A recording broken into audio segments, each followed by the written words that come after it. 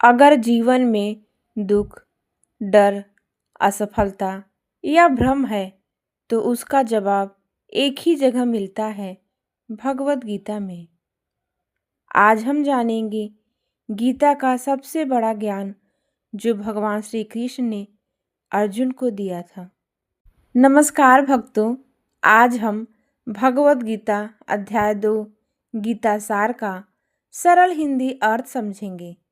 यहीं से भगवान श्री कृष्ण अर्जुन को जीवन, आत्मा, कर्म और कर्तव्य का वह ज्ञान देते हैं जो हर इंसान के जीवन को बदल सकता है। आप इस वीडियो को अंत तक जरूर देखें क्योंकि इसमें जीवन को समझने का सच्चा मार्ग छिपा है। संजय ने कहा, करुणा से व्याप्त, शोक युक्त, अश्रुपूरित नेत्रों वाले अर्जुन को देखकर मधुसूदन कृष्ण ने ये शब्द कहे। हे अर्जुन, तुम्हारे मन में यह कल्मश आया कैसे? यह उस मनुष्य के लिए तनिक भी अनुकूल नहीं है जो जीवन के मूल्य को जानता हो। इससे उच्च लोक की नहीं अपितु अपयश की प्राप्ति होती है। हे पृथापुत्र, इस हीन नपुंसकता को प्राप्त मत हो, यह तुम्हें शोभा नहीं देती।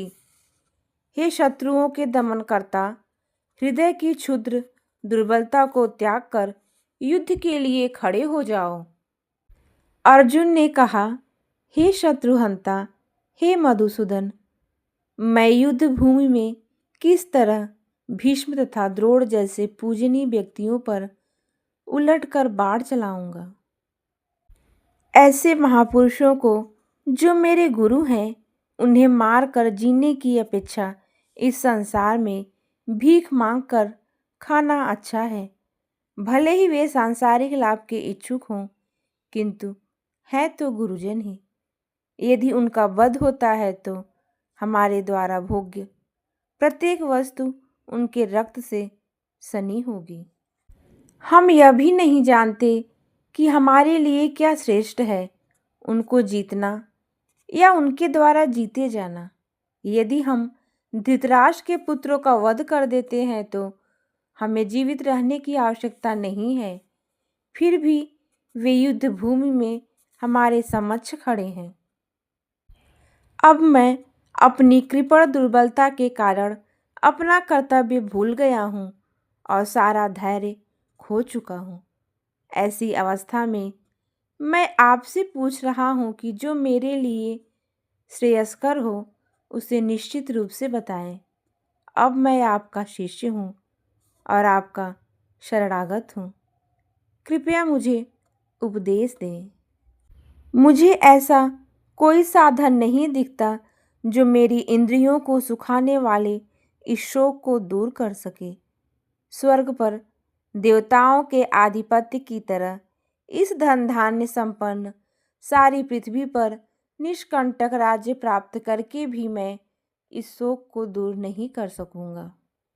संजय ने कहा, इस प्रकार कहने के बाद शत्रुओं का दमन करने वाला अर्जुन कृष्ण से बोला, हे गोविंद, मैं युद्ध नहीं करूंगा, और चुप हो गया। हे भरतवंशी धृतराष्ट्र, उस समय दोनों सेनाओं के मध्य शोक मग्न अर्जुन से कृष्ण ने मानो हंसते हुए ये शब्द कहे, तुम पांडित्यपूर्ण वचन कहते हुए उनके लिए शोक कर रहे हो जो शोक करने योग्य ही नहीं है। जो विद्वान होते हैं वे न तो जीवित के लिए न ही मृत के लिए शोक करते हैं।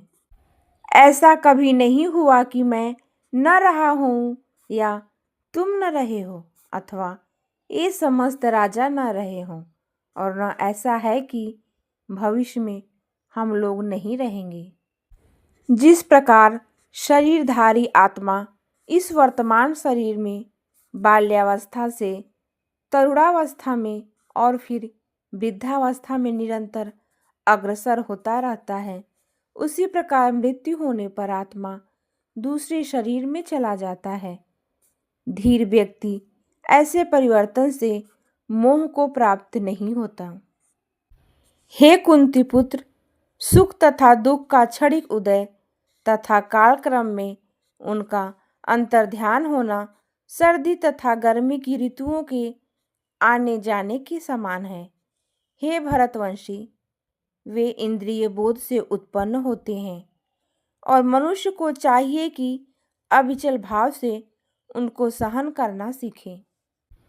हे पुरुष श्रेष्ठ अर्जुन, जो पुरुष सुख तथा दुख में विचलित नहीं होता और इन दोनों में समभाव रखता है, वह निश्चित रूप से मुक्ति के योग्य है। तत्वदर्शियों ने यह निष्कर्ष निकाला है कि असत अर्थात भौतिक शरीर का तो कोई चिर स्थायित्व नहीं है, किंतु सत अर्थात आत्मा अपरिवर्तित रहता है। उन्होंने इन दोनों की प्रकृति के अध्ययन द्वारा यह निष्कर्ष निकाला है।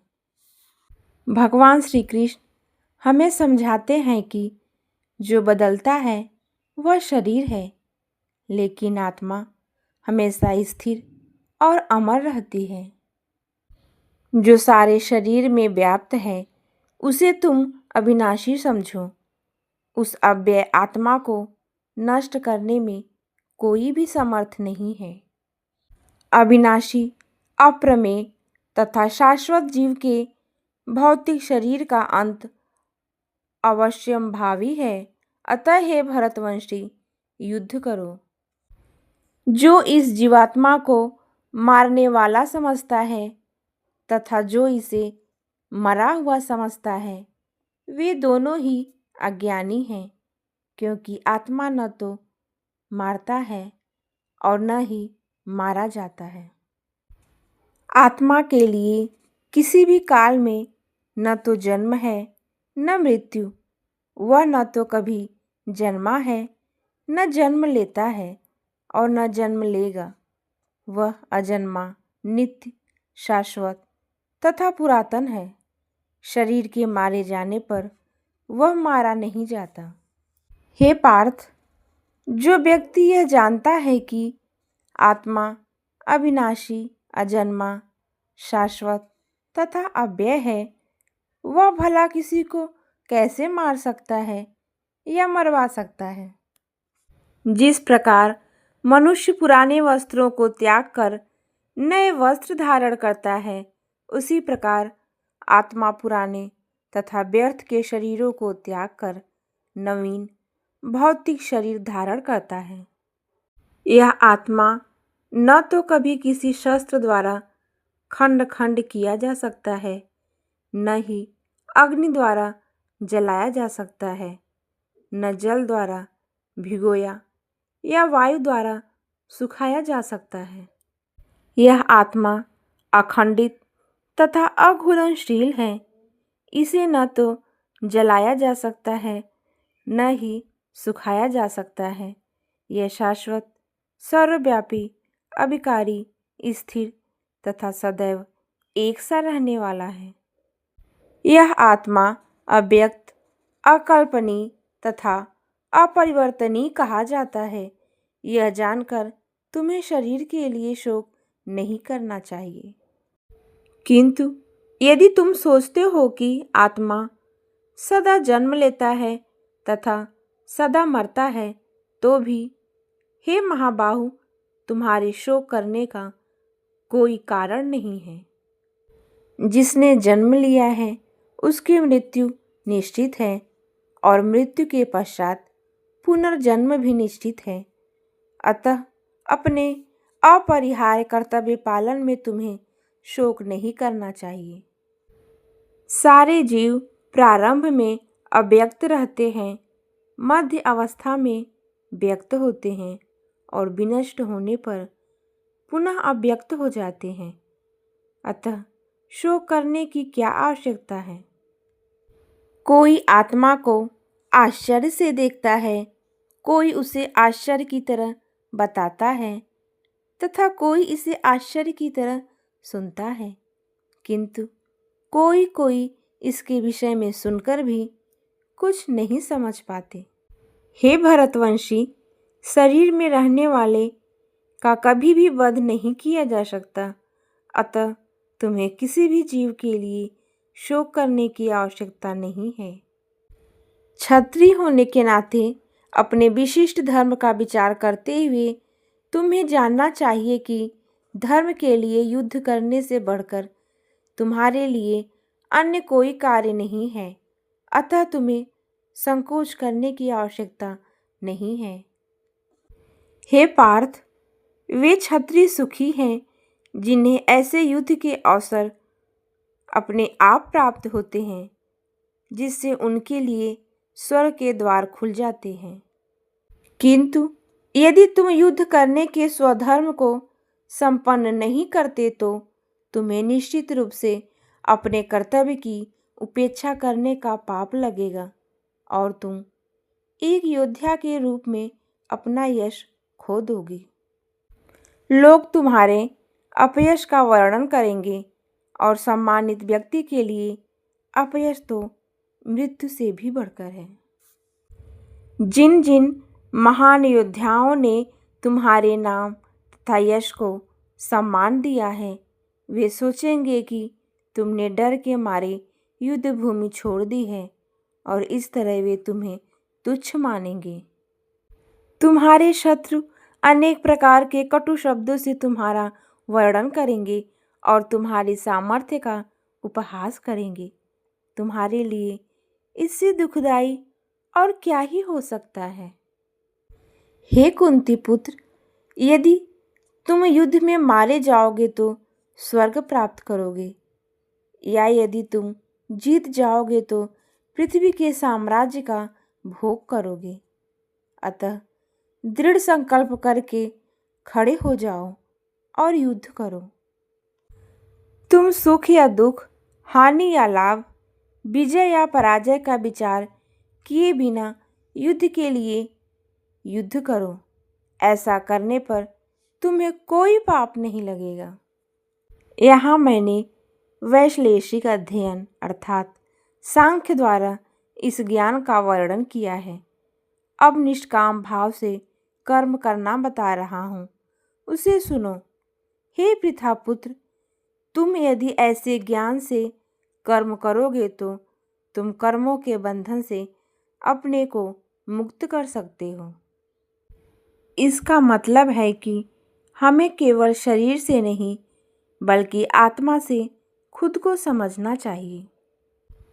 इस प्रयास में न तो हानि होती है न ही ह्रास, अपितु इस पथ पर की गई अल्प प्रगति भी महान भय से रक्षा कर सकती है। जो इस मार्ग पर चलते हैं वे प्रयोजन में दृढ़ रहते हैं और उनका लक्ष्य भी एक होता है। हे कुरुनंदन, जो दृढ़ प्रतिज्ञ नहीं है उनकी बुद्धि अनेक शाखाओं में विभक्त रहती है।